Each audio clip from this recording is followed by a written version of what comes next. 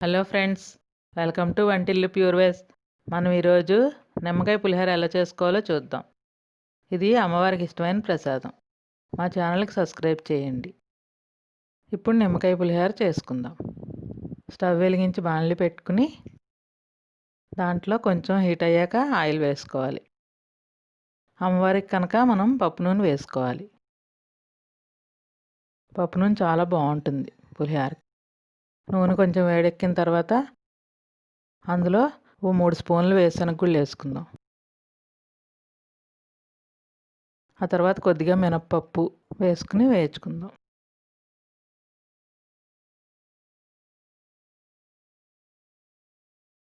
ఇవి కొంచెం వేగిన తర్వాత మళ్ళీ కొంచెం శనగపప్పు వేసుకుందాం. సిమ్లో పెట్టుకుని నెమ్మదంగా వేయించుకోవాలి.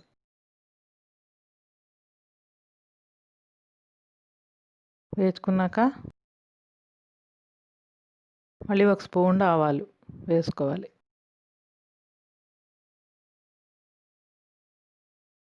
ఆవాలు చిటపటమనేలా వేయించుకోవాలి.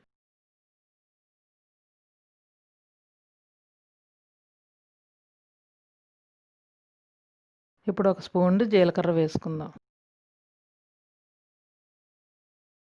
ఇవన్నీ ఇలా కలుపుకుంటూ వేయించుకుంటూ ఇప్పుడు ఇందులో నిలువుగా చీరుకున్న పచ్చిమిరపకాయలు వేసుకోవాలి.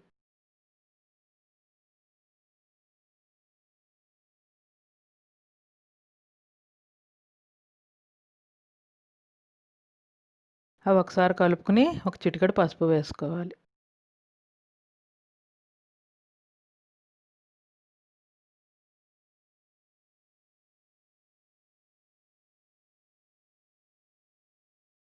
ఇప్పుడు ఈ పోపులో చిటికెడు ఇంగువ వేసుకుందాం. మనం అన్నం ముందుగానే వార్చి పక్కన పెట్టేసుకోవాలి పొడి పొడిగా.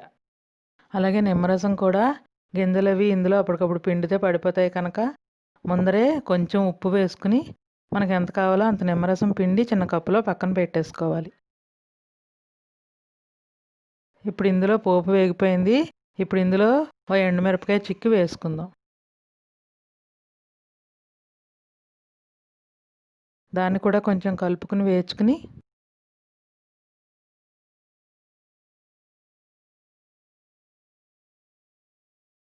ఓ రెబ్బ కరివేపాకు వేసుకుందాం.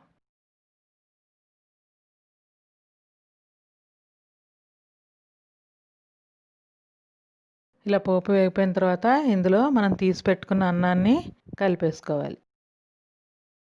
పోపు బాగా పట్టేలాగా కలుపుకోవాలి. అలా కలుపుకుంటూ అందులో మనం తీసి పెట్టుకున్న నిమ్మరసాన్ని కూడా వేసేసుకోవాలి.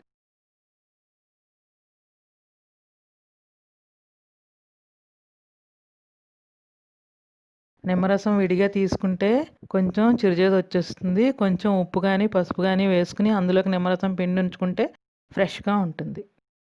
ఇప్పుడు ఆ నిమ్మరసం పోపు అన్నము 3 ఒకదానికొకటి కలిపి పట్టేలాగా బాగా కలుపుకోవాలి.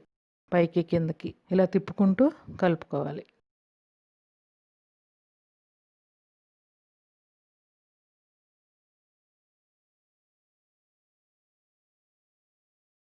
ఇదిగోనండి, ఇదే మన నిమ్మకాయ పులిహోర. నిమ్మకాయ చెద్దని కూడా అంటారు. ఇది అమ్మవారి ప్రసాదం. మా ఛానల్కి సబ్స్క్రైబ్ చేయండి.